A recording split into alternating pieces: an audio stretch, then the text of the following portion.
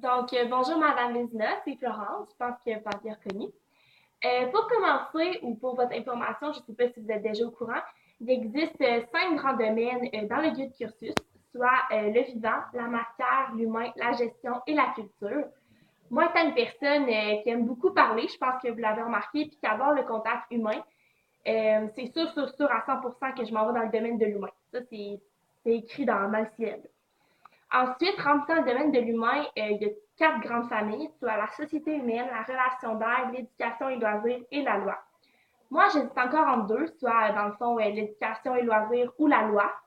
J'hésite en deux métiers, enseignante ou primaire ou avocate. Donc, c'est ça les deux familles.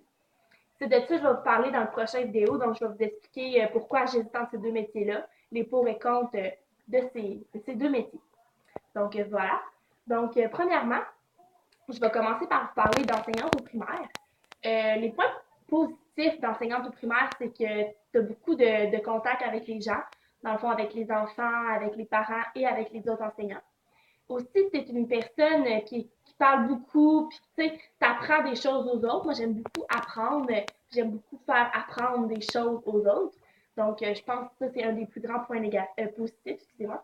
Et le point négatif, ben, c'est la correction. J'étais une fille qui n'est pas toujours patiente, donc faire de la correction tous les soirs, je pense des fois, je verrais peut-être un peu folle. Excusez, là, mais c'est vrai. Donc, ensuite, les préalables pour être accepté au cégep, ben, il n'y en a aucun. Tu n'as pas besoin de chimie physique ni de maths forte. Au cégep, tu en sciences humaines. Tu peux choisir le profil que tu veux parce qu'il existe 4 profils en sciences humaines. Moi, c'est probablement, je vais m'en aller probablement en éducation. Donc, c'est sûr que ça va m'aider si je suis en enseignement.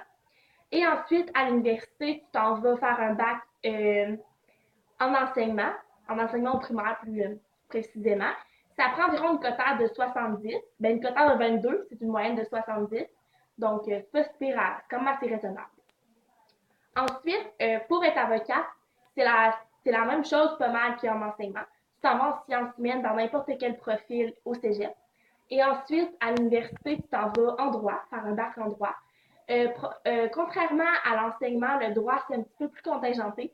Ça prend une cotère de 29, ça équivaut environ à 80%. C'est un petit peu difficile à atteindre parce que moi, je suis plus une fille de 70-75, mais je sais que je suis capable, je fais des gros efforts, je vais être capable de réussir. C'est vraiment ça que je veux devenir.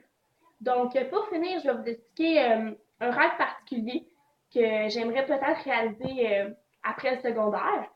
Ben, ça a encore rapport avec mes deux métiers. Si je deviens une enseignante, j'aimerais être une enseignante qui est beaucoup appréciée des autres, que les élèves aiment beaucoup, que les parents aussi, qui ont confiance en moi.